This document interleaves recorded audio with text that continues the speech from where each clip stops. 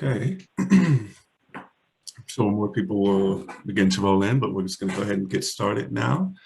Hello, everyone, and welcome. My name is Eric Glenn, and I'm the program manager here at For Safety. We appreciate you all joining the webinar on examining senior drivers' adaptation to mixed-level automated vehicles. You all have come into the meeting muted, and we'd appreciate if you stay muted until the QA session. If you have any questions during the webinar, please type them in the little chat box, and we'll address them at the end. At this time, I'd like to introduce the presenters, Dr. John Anton.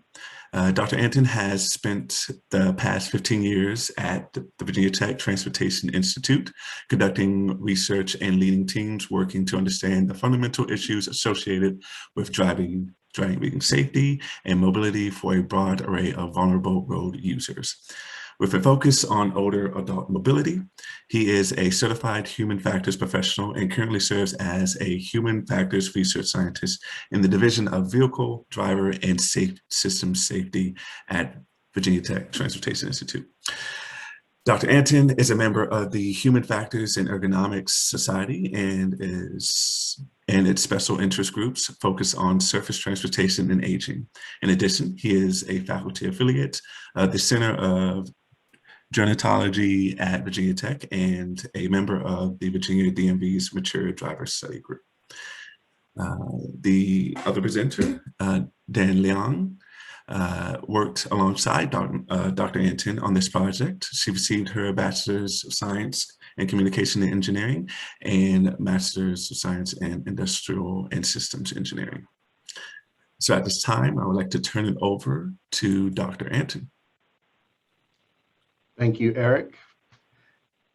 First, I'd like to thank Safety for their sponsorship of this research effort, as well as obviously helping to pull together this webinar today.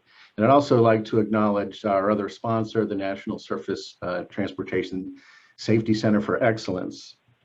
And finally, before we get rolling here, I'd like to acknowledge some of our other key collaborators, Nathan Lau, Stephanie Baker, Brian Watring, and Kelly Stulz.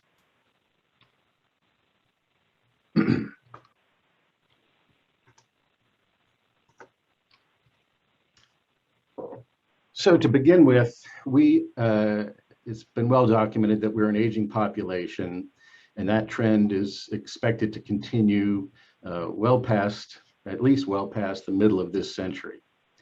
Now, going hand in hand with that, we're also an aging population of drivers. So we're gonna, we're gonna have many more older drivers in the near future and in the coming decades, and a far higher proportion of older drivers over that same time frame. Now, sort of the good news side of the equation is that older adults have far fewer crashes than drivers in other age groups. And that's sometimes the media makes it sound otherwise, but if you just look at the raw numbers, that's the case.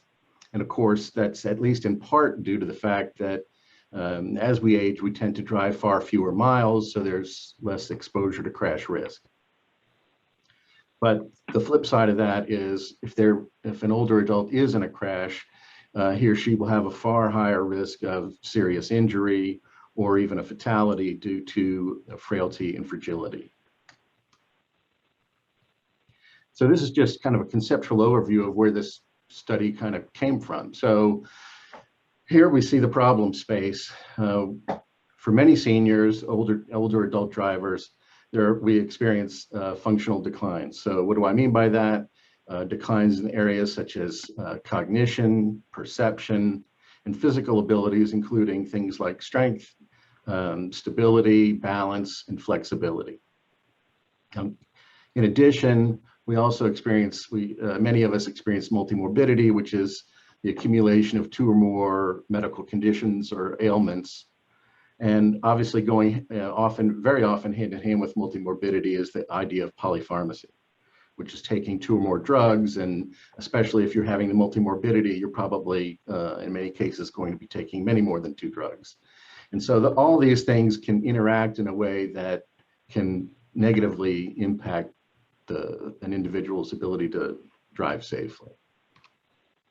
So here now we have a potential solution, which is automated technologies or advanced driver assistance systems, or ADAS. And those things can perhaps compensate for the deficits that I just alluded to. But in order for that to be the case, at least three key things have to happen. Older adult drivers have to accept these technologies, they have to use these technologies, and we have to realize the actual performance enhancements that we expect to see. And there's also the notion of that these factors could be differential from what we see in younger drivers. And so we need to make sure that we're getting the performance enhancements that the younger drivers are getting, and that these things can actually work and be used capably by the older adult drivers. In that case, we'll get older adults driving safer and longer, and that's ultimately the goal here.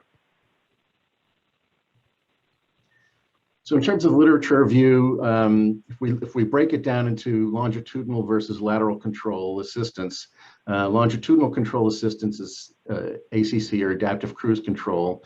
There's different kinds of results that we've seen in literature. In this top study by Guo et al., we see improved speed control for older adults. Well, that's good. That's a positive outcome, and older adults were the subject of that study, but it was done in a driving simulator. With these other studies, there are actually some potentially negative outcomes that we've seen with ACC, and none of these studies were focused on older adults. So we've seen demonstrated that there's shorter minimum headways, harder braking more often than necessary, and these next two are very interesting because they actually involve driving behaviors outside of longitudinal control. So we see greater lane position deviation and increased secondary task engagement. So those are of particular interest to focus on. In terms of lateral control, these technologies have really produced more consistently positive results. We've seen fewer lane deviations and excursions, greater turn signal usage, which is good for the driver as well as everyone else, smaller variation in lane position, and more active visual scanning. So those are all generally positive outcomes, but these studies were not focused exclusively on older adults. So the objectives of our current study are sort of two big picture things. One is to look at older adult attitudes, examine how older adult drivers accept and adapt to vehicles with advanced driver assistance systems based on actual use. That's the key here. It's not just based on how you think you might react or how you think you might use these technologies, but based on actual usage. And of course, looking similarly at driving performance, examine how naturalistic exposure to ADAS influences actual driving performance in the real world. And so the ADAS features that we're focused on in this study include adaptive cruise control and lane keep assist. And in addition, well, those two actually impart to a degree automated driving control input on the vehicle. The next two, lane departure warning and blind spot warning, are warnings and don't impart such control. But these are the four ADAS features that we're focused on. So now here with the method, I'm going to turn it over to my colleague, Dan. Okay, thanks, Dr. Ganti. So for the method, we recruited 18 participants aged 70 to 79 driving the vehicles equipped with ADAS system for 6 weeks.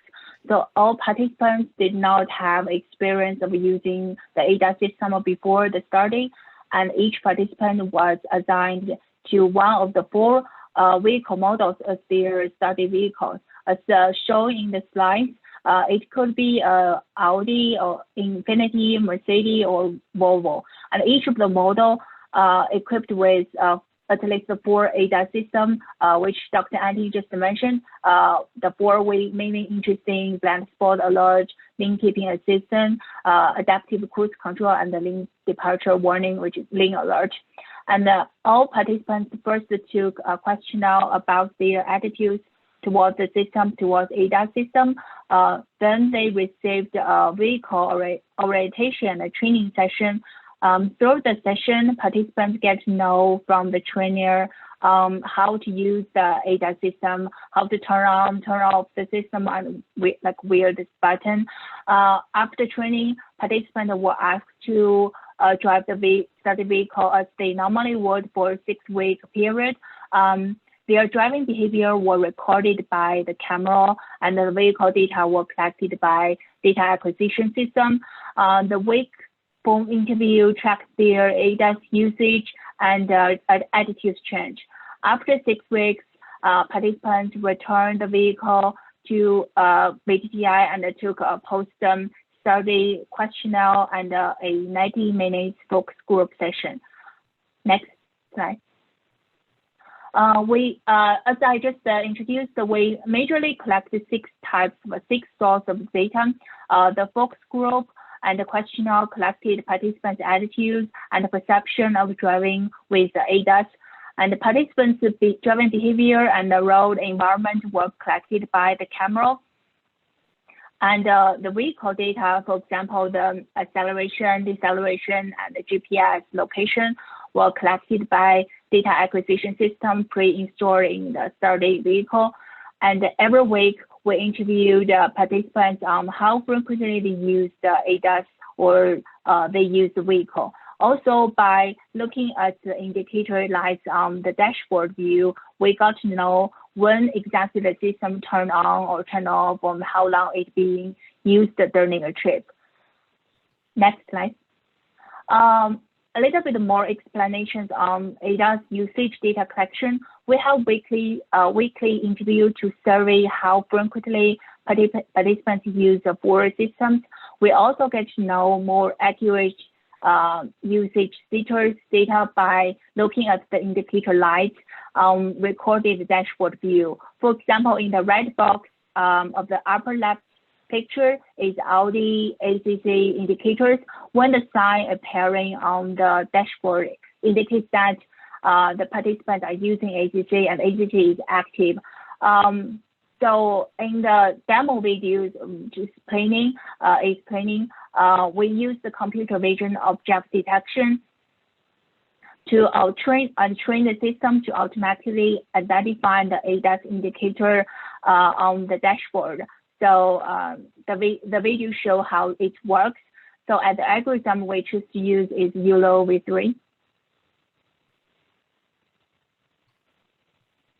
Okay, next slide.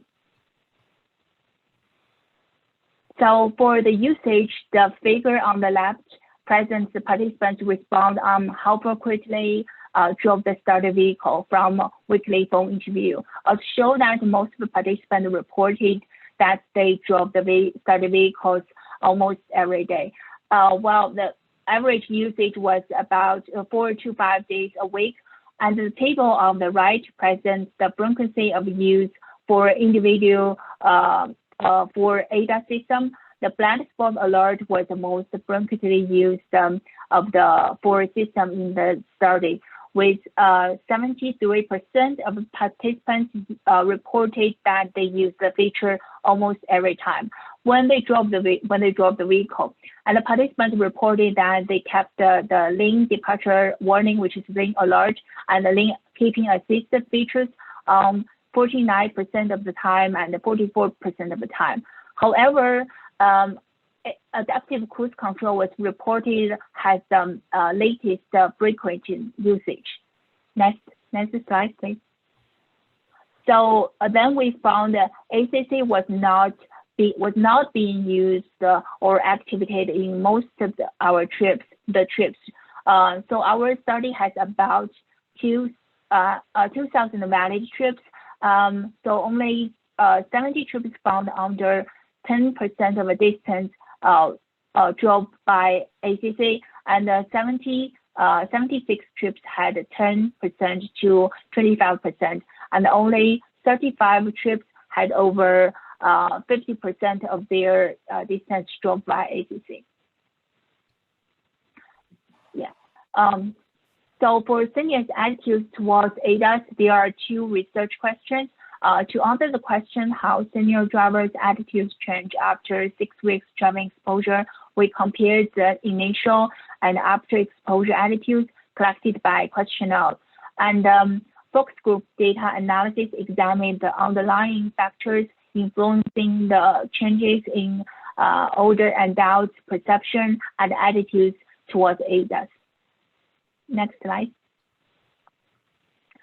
The questionnaire data comparison results show that after 6 weeks, after using the system, participants perceived fewer false alarm, feel safer, and they have greater confidence and being more familiar with the lane control and the acceleration and braking features. Next slide. So for analyzing focus group data, instead of using traditional qualitative analysis, which rely on a researcher to read and summarize the transcript, we use a semi-automatic test analytic method, which is topic modeling. So topic modeling is an unsupervised test analysis method can extract topics from a collection of documents. Compared to traditional qualitative analysis, this method avoids the issue of observer dependency bias and has greater speed in processing large volumes of tests and has a consistent treatment of all documents. Next, please. So 5 topics, as we can show that 5 topics emerged in focus group analysis. So the picture on the left visualizes the topic prevalence and relatedness. The larger circle indicates the more prevalent and the more discussed topics. And the closer between the 2 circles indicates higher relatedness. So safety is ranked, topic safety is ranked as the most prevalent topic. So safety-related issues are most discussed and most concerned by participants. And the participants perceived and appreciate the safety benefits associated with using certain types of ADAS, like the code side, it improves safety as long as you are in control. Competence concerning ADAS ranked as the second most prevalent topic. Participants express the confidence on ADAS functioning on the road and practice with ADAS and seeing the system working well change the participants' attitudes. Like the code side, by using system, I became more confident. And topic 3 is ADAS functionality. This is about blind spot alert and adaptive cruise control. So those 2 features made the big impression on the participants, and the participants frequently discussed the 2 features, the experience of the 2 features, and showed appreciation for the function of the 2 features. Topic 4 is about the usability and user interface. So some participants were confused about the location of some ADAS controls or don't know how to operate the function that they intended to use. The user interface is not intuitive to them. So the emerged topic 5 is not related to the study, so I will not introduce. Next slide. For the driving performance, the influence on seniors or the older adults driving was assessed through comparison between the 2 data sets, which one is our project and another one is from SHRP2 Penn State location. So SHRP2 has total 6 recruitment locations across the United States: Florida, Seattle, Buffalo, and Durham, Bloomington. But we only choose State College, Penn State, because it is the most similar town to Blacksburg compared to other 5. We are both college towns with similar size of population, similar percentage of older population, household, and top employers. Next slide. So the vehicle lateral and longitudinal acceleration, deceleration was used to indicate driving performance.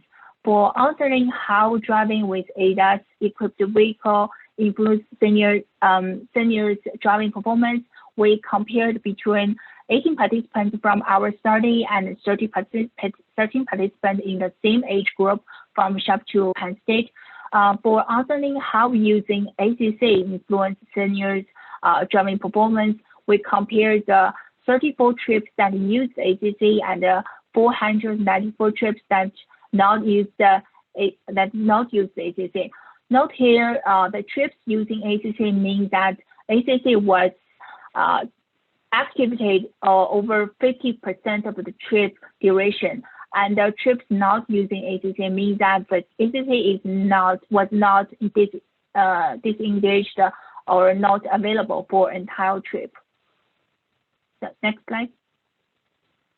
Compared participants who drove vehicle with ADAS and those drove with their own vehicles, own cars without ADAS. So we found variance in lateral and longitudinal acceleration and number of longitudinal acceleration and deceleration events per kilometer. Those showed significant difference. Next slide. So the box plot on the left show that older drivers who drove with ACC, who drove the vehicles with ADAS had smaller variance in lateral acceleration compared to those who drove the vehicles without ADAS. However, the right plot show that participants who drove with ADAS conducted more longitudinal acceleration events per kilometer compared to participants who drove without ADAS. Note this is a negative outcome with introducing ADAS in driving. Next slide.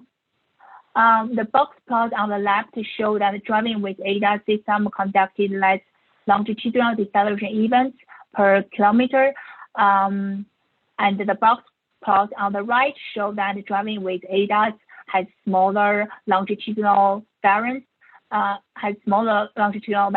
However, we should carefully read and interpret the result, especially comparing the mean, as the data from the two groups has obviously different variance and distribution. The next slide. For comparing the performance between the trips using and not using ACC, number of longitudinal acceleration events per kilometer and the max longitudinal acceleration showed significantly different. Next slide. The box plot on the left side show less longitudinal acceleration events per kilometer in the trips using ACC compared to trips without ACC involved. Compared those trips without ACC involved. Also, trips using ACC had smaller max longitudinal acceleration as shown in the right plot.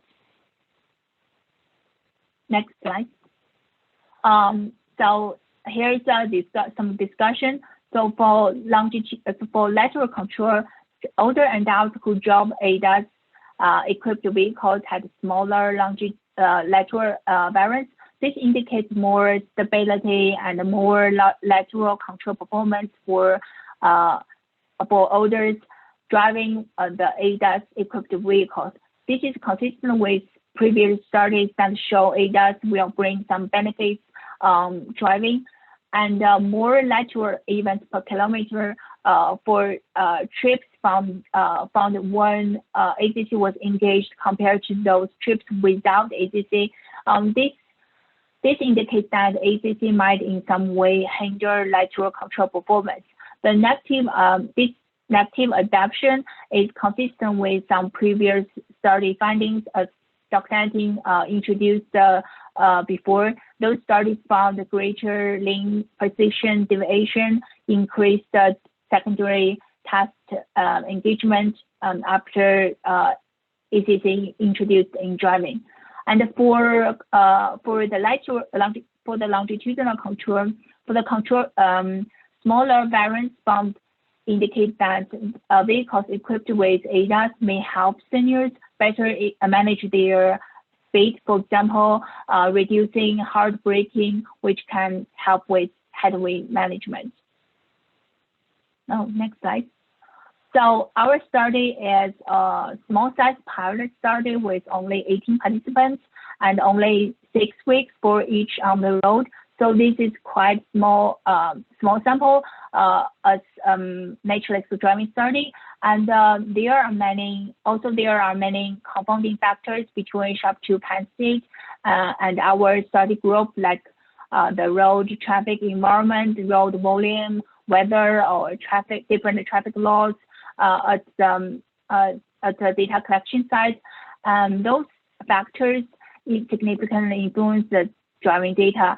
Also, in SHRP2, participants use their own vehicles, so they are more familiar with. There's no adaptation stage. However, in our study, our vehicles are relatively new models, so participants in our project may need a period to learn and to adapt. So those limitations combined influence the results, and we need to carefully interpret the results. So next, Dr. Tanting will introduce the ongoing work and close the presentation.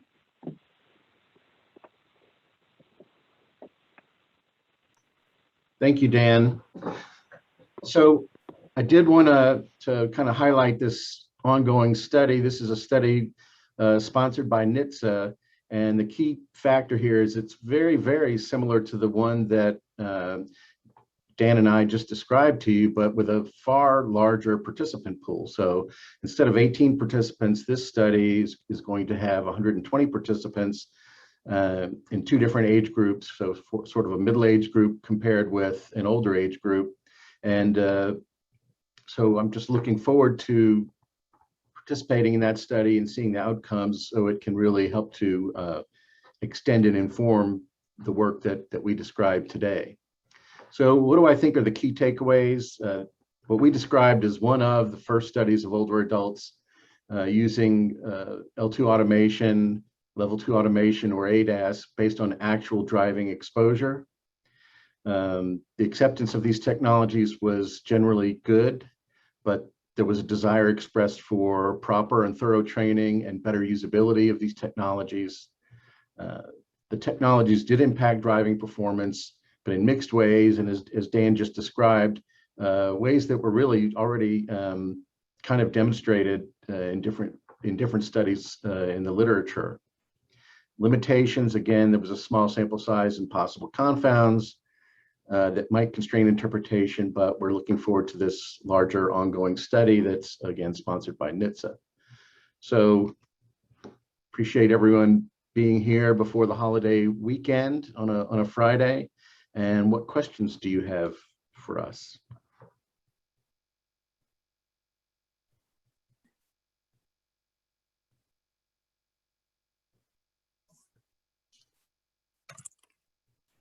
Sue? Am I supposed to? Yeah, I was just wondering, in the focus groups, did people talk about, like, well, I had the Audi and it did this, and you had the Mercedes and it did that? I mean, was there any sort of banter about how the different systems worked or compared? Well, I mean, they didn't necessarily know a lot about what the other people were driving, but Dan, do you want to, but they did talk about their own usability characteristics, and that was one of the topics that emerged in the topic modeling. Dan, do you want to add to that response?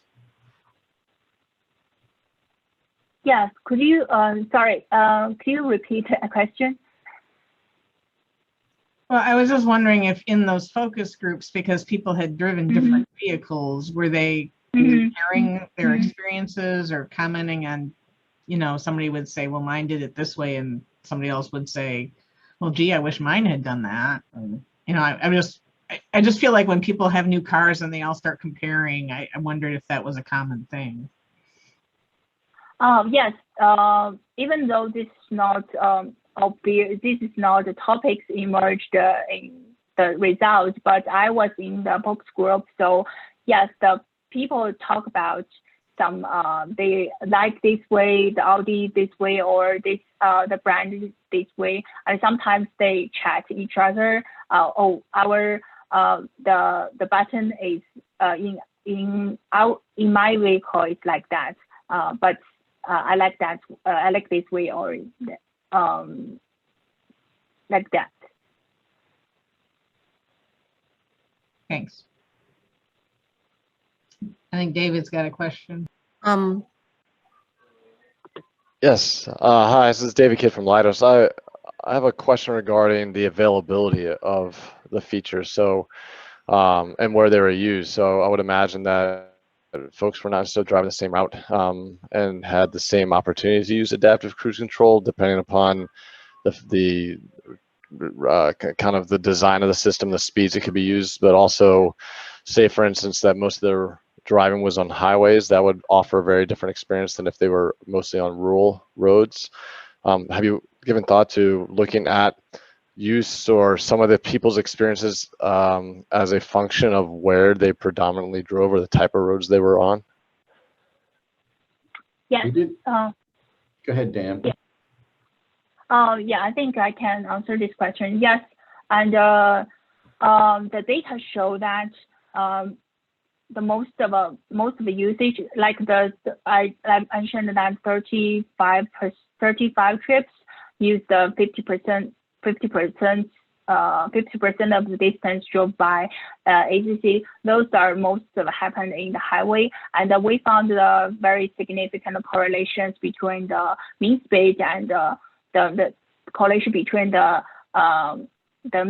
speed and the if the trips use the and the percentage of the percentage of the ACC using the trip. So so the answer I think is most of the time they use the I think based on the mean speed I think most of the time they use the ACC on the highway.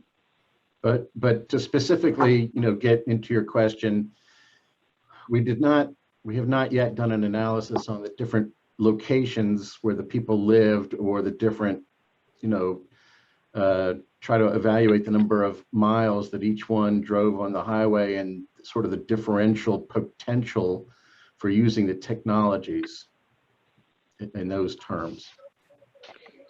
Okay, yeah, thank you. Yeah, just in personal experience, but also some of the work that I've done, these technologies, like hilly roadways or roadways with a lot of curves, the performance varies dramatically, especially with the vehicles you're using are a little older, right?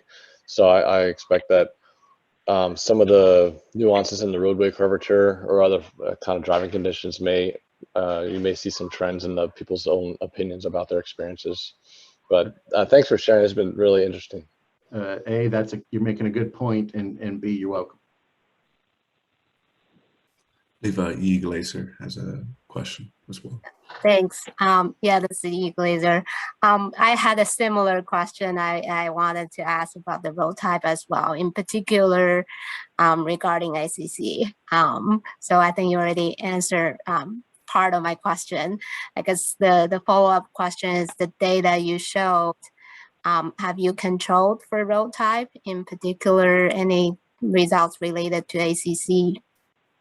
Yeah, I think that's what Dan was saying a few moments ago, and that we didn't control for road type, but we believe that based on the speeds that we observed during ACC usage, that it was being used on highways and interstate highway and other similar speed highways. Right. But the data did not control for it though. Do you present it today? We did not control for road type, no. Okay. All right, thanks. So yeah, a little bit, sorry, literally, and for answer to your question, I think we did not, just based on the mean speed, we can indicate that they may drove on the high speed road, because as I remember the data, so for the 35 trips who used the 50% of the time using the ACC, those mean speed is about 45, I think, sorry, about 50 kilometer, yeah, 50 I think it's 50. So so this is almost close to the speed limit of the high speed road. So I think, but for control the road type with the, I think we need to do some, that need to watch the video to identify the road type. So we didn't do that. Okay. All right. Thank you.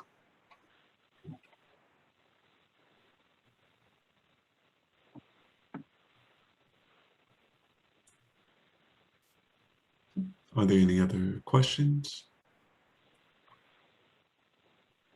Toss one out there. You know, it's interesting that the lateral sort of stability seems to decrease when ACC only is turned on. Is that, you have theories as to why they seem to be controlling, their ability to control the vehicle laterally seems to diminish somewhat when ACC is operational?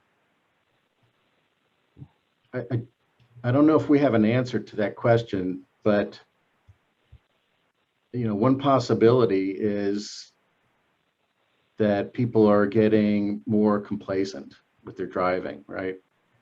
And so, you know, I've got, it's not just on cruise control anymore, it's on adaptive cruise control, and I'm starting to feel very confident that I can't crash, you know, nothing bad will happen to me. And so maybe I'm less attentive, maybe I'm more distracted, diverting my attention to other things other than driving. So I think that's what some of the literature was demonstrating, and that's possibly what we were seeing up with our data as well.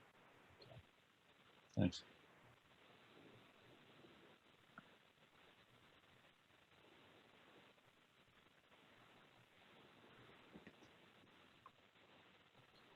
Okay. All right. So I'd like to just jump in and just I'd like to thank everyone again for joining the webinar. Thank both our presenters, Dr. Anton and Dr. Leon, Dan Leong, for presenting. This webinar will be uploaded to YouTube, and I will notify everyone via email when that is complete. Our next webinar will be on data mining Twitter to improve automated vehicle safety, hosted by Dr. McDonald and Dr. Burke Hong, which will be scheduled June 15th at 1 p.m. So registration is open now. Thanks again for everyone attending, and we look forward to seeing you again. Thank you, everyone. Thank you, Eric.